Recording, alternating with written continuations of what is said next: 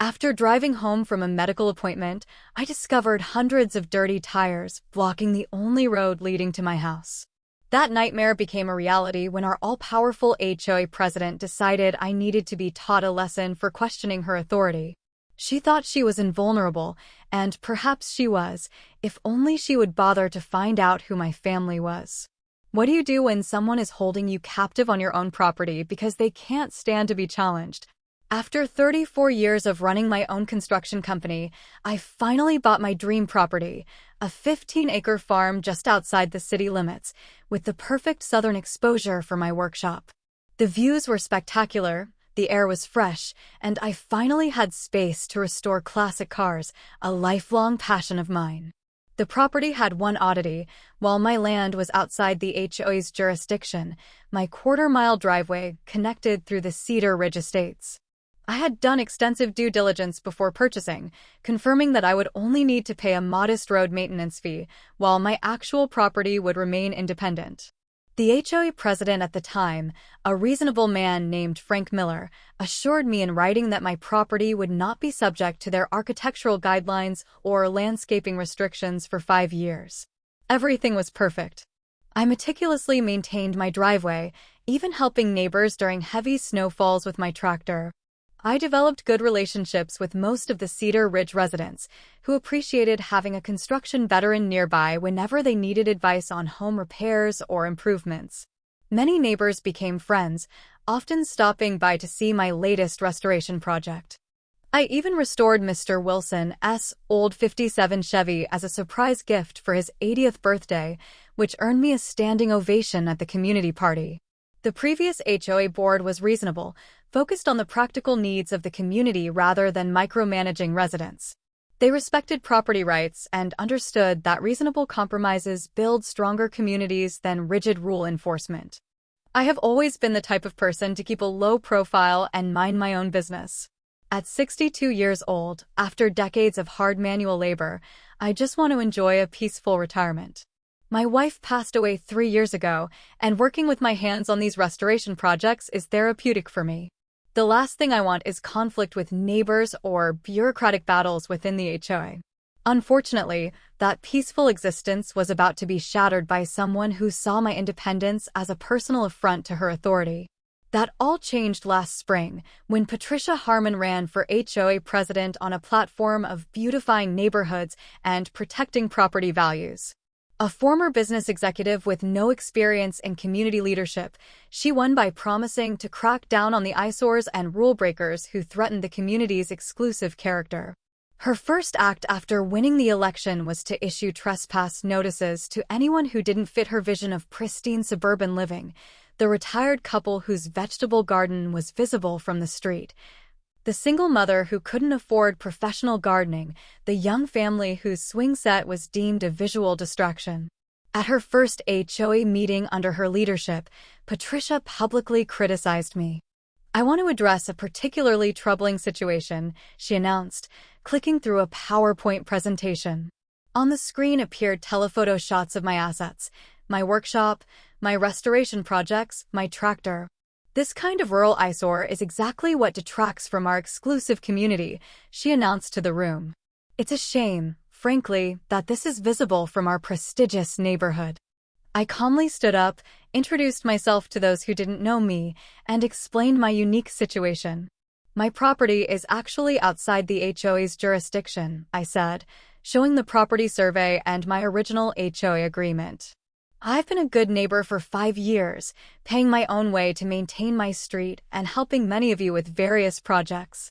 A few longtime residents nodded in agreement. They remembered when my property agreement was negotiated. Patricia looked confused by this information. She hadn't done her research. Her face flushed as whispers spread around the room. "Well, I'll need to review these documents," she said sharply, snatching the papers from my hands. "In the meantime, I'd suggest you consider the impact your activities have on the aesthetics of our community." Small victory. 3 board members asked her to review the documents before taking further action. One member, a former real estate attorney named Barbara Klein, reminded Patricia that the pre-existing agreements were legally binding. The meeting moved on to other matters. But Patricia's cold gaze made it clear that this was not the end of the matter. As I walked to my truck after the meeting, Barbara approached me. "Be careful," she whispered. "Patricia doesn't take well to being contradicted. She has connections with the county councilors, and she's not afraid to use them." I thanked her for the warning, but wasn't particularly worried. I had the documents and the law on my side. How much trouble could someone with a power complex cause? I was about to find out. Instead of admitting her mistake, Patricia doubled down. A week later, I received an official letter on HOA letterhead stating that a real estate consultant had reviewed the community's foundation documents and discovered an overlooked provision from 1982 that stated the HOA had broader jurisdiction than previously recognized.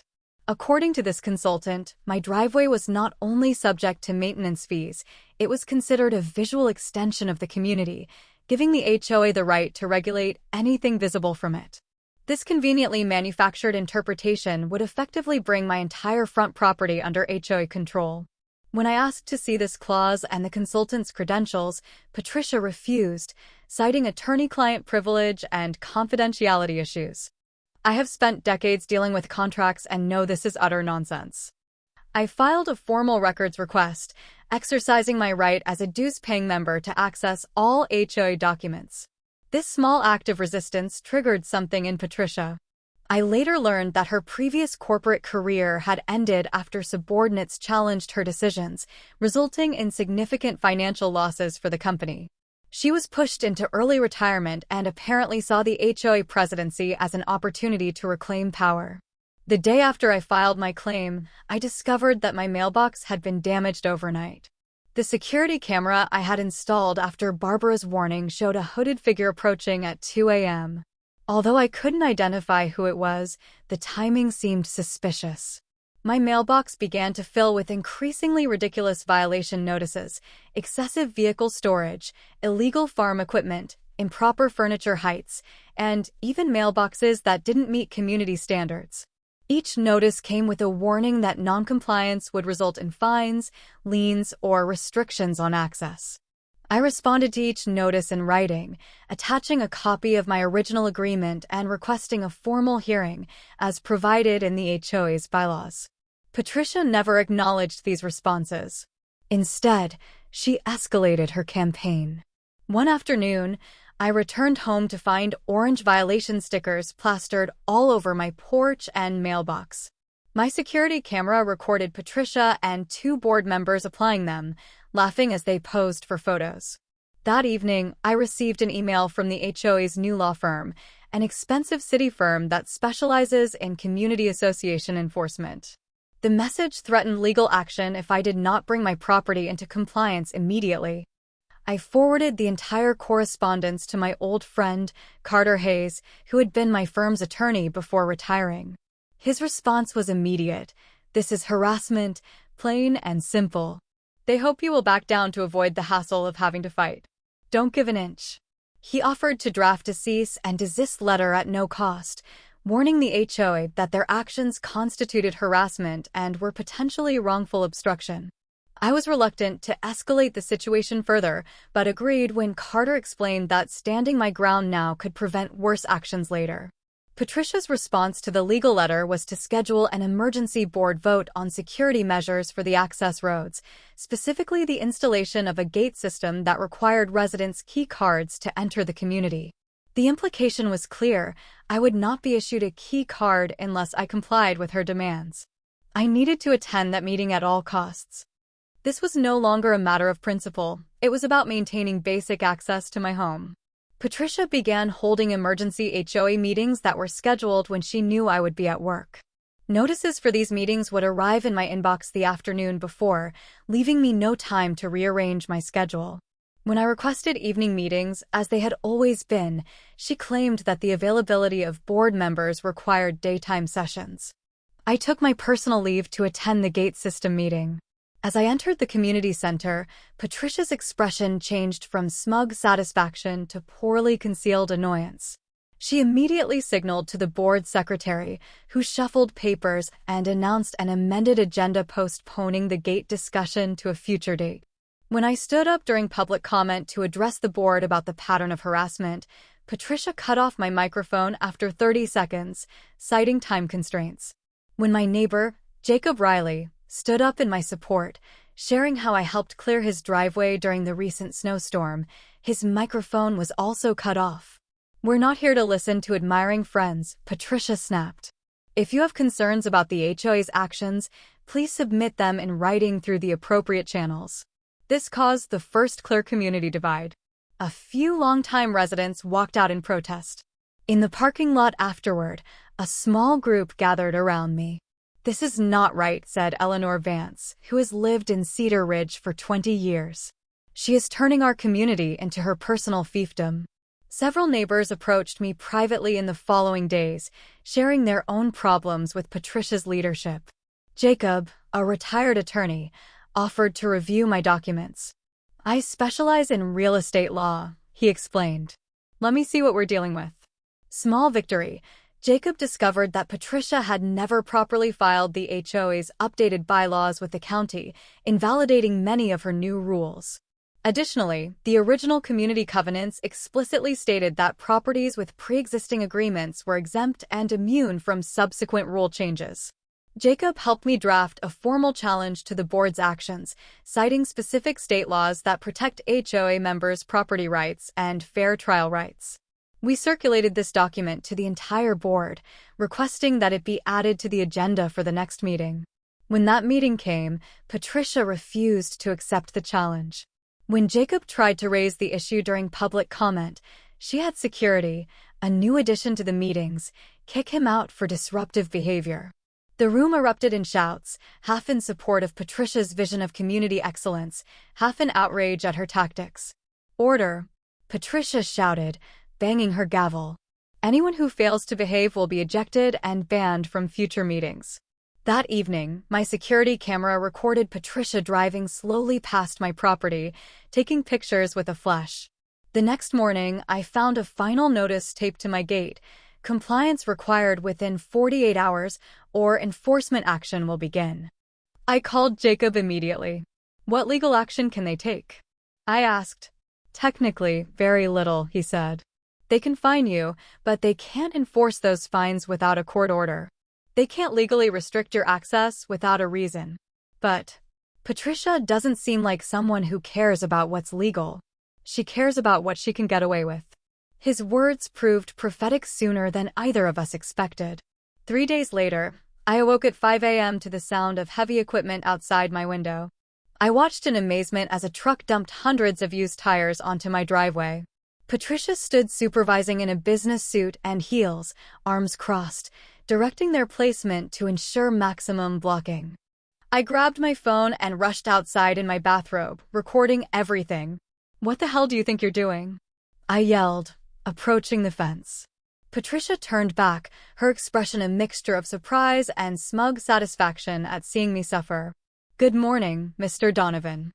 I see you're finally up to deal with your compliance issues." "This is illegal," I said, pointing to the wall of tires that now completely blocked my approach. "You can't imprison me on my own land." Patricia smiled coldly. "Your property may be outside our jurisdiction, but this access road is not. Consider your driving privileges revoked until you comply with community standards." She handed me an envelope containing a list of 27 violations and walked away. "You have my number when you're ready to cooperate," she called over her shoulder, climbing into her luxury SUV. "Until then, I suggest you find alternative transportation." My studio's camera captured this entire confrontation. The exact scene is shown in the thumbnail, with Patricia gesturing triumphantly toward the tire barrier while I stood dumbfounded. I called the county sheriff's office immediately. The dispatcher sounded skeptical but promised to send a deputy. While I waited, I took a closer look at the tire barrier. It contained hundreds of tires of various sizes, many still filled with water and debris, creating not only a physical barrier, but also a potential health hazard. When Deputy Collins arrived, he surveyed the scene with a frown. "This may not seem right," he admitted, "but HOA disputes are civil matters. We can't get involved without a court order." "This is not a dispute," I argued. "This is illegal dumping and confinement." The deputy took pictures and notes, but eventually shook his head. "My hands are tied. You'll need to contact an attorney and file for an emergency restraining order. After he left, I called every towing company in the county. No one helped. Sorry, sir, an operator explained. We received a cease and desist letter from the Cedar Ridge HOA attorneys, warning us not to interfere with their official community safety measures. I was effectively trapped. My truck was parked on the other side of the fence, and I had an important doctor's appointment that afternoon. I called the medical office to explain my situation. Mr. Donovan, the nurse said, Dr. Matthews is very concerned about your heart condition. You cannot miss this follow-up. Is there any way you can get here? I had no choice but to walk. I took my medication and walked nearly 2 miles through neighboring properties, climbing over fences and crossing fields to get to the main road. I arrived at the doctor's office sweaty, exhausted, and 40 minutes late. Dr. Matthews was alarmed by my blood pressure readings. Jim, what's going on? These numbers are dangerously high. When I explained the situation, she was in disbelief. They can't do that, she exclaimed. That's elder abuse and a medical emergency. I'm going to make a note of this in your file. As I left the appointment, I saw Patricia in the parking lot, watching me from her car. She had been following me to make sure I couldn't use my car. Our eyes met for a moment before she drove away. This wasn't just about control anymore. It felt personal, and it was about to get worse. The fence created immediate problems that went beyond the inconvenience. I couldn't get my truck out, which meant I couldn't get to work. I called my boss to explain the situation, sending pictures of the tire wall. Jesus, Jim, he said. This is crazy. Give it a few days to figure it out, but we have the Henderson project starting next week. I need you on site. I had medication deliveries that couldn't get to me. My propane tank was running low, and delivery trucks couldn't get through. As a heart patient, being cut off from emergency services was especially troubling. I contacted the County Environmental Protection Office about the tire, explaining the mosquito breeding potential and water pollution. They responded faster than the sheriff, sending an inspector who issued a citation, not to Patricia or the HOA, but to me, as the property owner where the tire was dumped. This is outrageous, I told the inspector. I didn't put these tires here. I understand, sir, he replied awkwardly, but they're in your driveway, which is technically your maintenance responsibility. You'll need to provide proof of who dumped them for us to redirect the citation. I showed him my security footage of Patricia directing the dump truck. He looked troubled. I'll put that in my report, but you still need to address the environmental hazard. That afternoon, I missed my weekly heart check. Walking across the field again was not an option.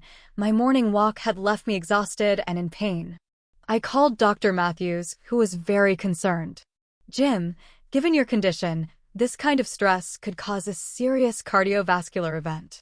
Your blood pressure is dangerously high. I'll adjust your medication, but what you really need to do is address the situation. She documented the medical impact of Patricia's actions, providing official medical records detailing how the fence was affecting my health. If you need me to testify that this is creating a medical emergency, I will, she offered. My daily routine became a nightmare. I had to park my second vehicle, an old pickup truck I was restoring, at a shopping center a mile away and walk back and forth. I couldn't pick up deliveries. Friends couldn't visit. The isolation was taking a psychological toll. I sat on my porch every night, staring at the wall of tires blocking my freedom. My doctor's warnings about stress-induced cardiac events echoed in my head. At 62, with a history of heart disease, the situation was more than just infuriating. It was potentially life-threatening. Small victory. Dr. Matthews was so concerned about my situation that she prepared an official medical letter stating that the fence had created an imminent health risk for a heart patient by blocking emergency medical access and causing dangerous levels of stress. She sent copies to the HOA board, the county commissioner's office, and my records. If anything happens to you because of this, she said firmly, there will be a clear record of the medical warning being ignored. I made one last attempt at peace, requesting a mediation session with the entire board present. Surprisingly, Patricia agreed, seeming confident in her position. The meeting was scheduled at the community center for the following afternoon. I prepared meticulously, bringing all my documentation, property survey, original HOA agreement, medical records, security footage, and environmental citations. Jacob agreed to accompany me as an advisor. Patricia arrived with 2 board members and a young attorney from her expensive law firm. She brought enlarged photos of my property, dramatically pointing out each eyesore to the assembled board members. "This is what we're dealing with," she announced, showing pictures of my classic car restoration projects. Junk cars, unsightly equipment, industrial buildings in a residential community. Property values in the East Side have dropped 3% because of this eyesore. When it was my turn, I calmly presented evidence that her actions violated the county's accessibility laws, environmental regulations, and health safety rules. The board members were upset when I showed them Dr. Matthews' letter warning of potential health consequences. "This isn't just about aesthetics," I explained. "This is about safety, legality, and basic human decency."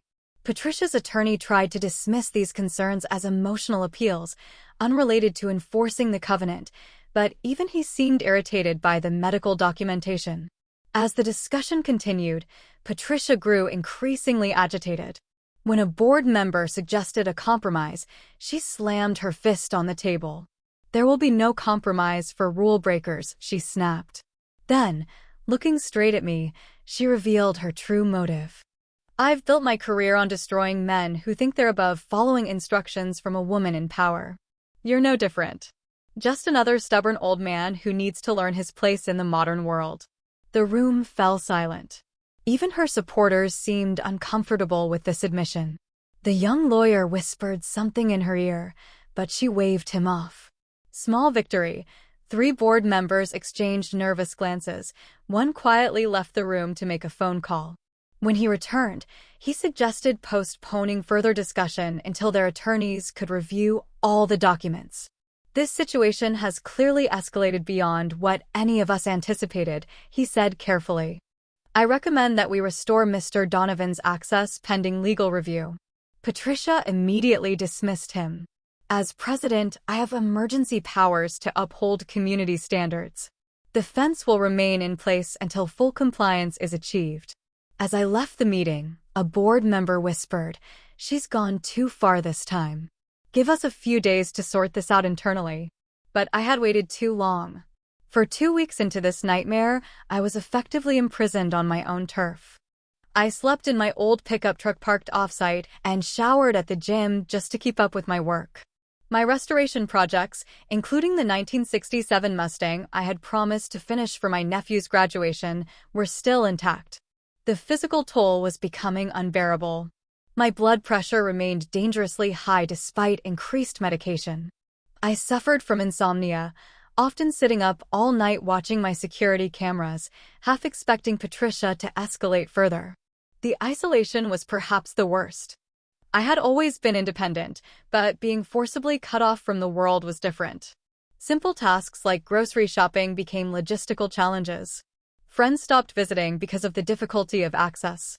That evening, my daughter, Emily, called for our weekly check-in. I kept the situation a secret to avoid worrying her. She was finishing her medical residency across the country and had enough stress already. "How are things going, Dad?" she asked cheerfully. "It's fine, honey. Just working on the usual projects." My voice must have given me away.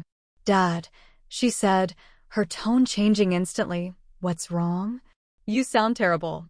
I tried to be evasive, mentioning a mild cold, but Emily had inherited my stubborn streak. "I'm a doctor, remember? I can tell when someone isn't telling me the truth about their health. What's going on?" Finally, I broke down and explained everything: the harassment, the fence, the medical concerns, the isolation. As I spoke, the emotional burden I had been carrying alone suddenly felt overwhelming. "Dad, this is crazy. Why didn't you tell me? Did you call Uncle Michael?" she asked. "I can't bother your uncle with this. He has important work." "Dad," she interrupted, her voice full of concern, "call Uncle Michael right now. This isn't about your pride. It's about your health and safety. Promise me you'll call him tonight." Small victory. Finally admitting that I couldn't handle this on my own was surprisingly freeing. "Okay, Dad will call him tonight." I want you to call him while we're still talking. After we hung up, I sat looking at Michael's contact information on the phone. I hadn't asked my brother for help since our parents died. We had always been close, but had gone our separate ways in life. While I had built things by hand, Michael had built a law career that had taken him to remarkable heights, heights I was proud of, but reluctant to impose. I took a deep breath and dialed his number.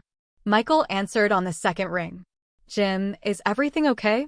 It's not like you to be calling this late. I'm sorry to bother you, Mike. I have a situation here, I began hesitantly. You never bother me, brother. What's going on? I explained everything. Patricia's harassment campaign, the tire barricades, the medical concerns, the failed attempts to resolve the issue. Michael listened silently, not interrupting once. When I finished, there was silence on the line for so long that I thought we had been disconnected. Mike, are you there? Here I am, he replied, his voice measured, almost alarmingly calm. I need you to send me everything, photos, documents, recordings, every communication with this HOA and Patricia, every medical record related to this situation. Don't leave anything out. You can do that, but don't touch anything on the fence, he continued. Don't remove a single tire. Don't communicate with Patricia or anyone from the HOA. Document everything, but don't act on it. His tone reminded me of our father's, deliberate, authoritative, with a hint of controlled anger. I'll be there tomorrow morning. Get everything ready. Mike, you don't need to come. You have important work. Jim, he interrupted, there are many different kinds of important work. This is family. There is nothing more important than that. In all the years we'd known each other, I'd rarely heard Michael speak with such intensity. He'd always been measured, a diplomatic counterweight to my more direct approach. Thank you, I said simply. Get some rest, brother. Tomorrow will be different. After we hung up, I felt a strange mix of relief and anxiety. Michael would help, but what exactly did that mean? Michael arrived at 7 a.m. on time in his black government sedan, wearing not a judge's robe, but a perfectly tailored dark suit that exuded authority. He gave me a brief hug, then immediately got down to business. Show you everything, he said. We walked around the property line together. Michael silently surveyed the tire fence, taking pictures and making notes. His expression remained neutral, but I noticed a slight tension around his eyes, the same look he had as a child when neighborhood bullies targeted the younger kids. You filmed her doing this? He asked, pointing at my security camera. Yeah, there's the whole scene. She directs the truck, the garbage dump, our confrontation afterwards. Perfect. He reviewed the footage on my laptop, occasionally making notes. Then he made 3 brief phone calls, speaking in legal jargon I barely understood. I caught the passages: immediate environmental hazard, denial of access,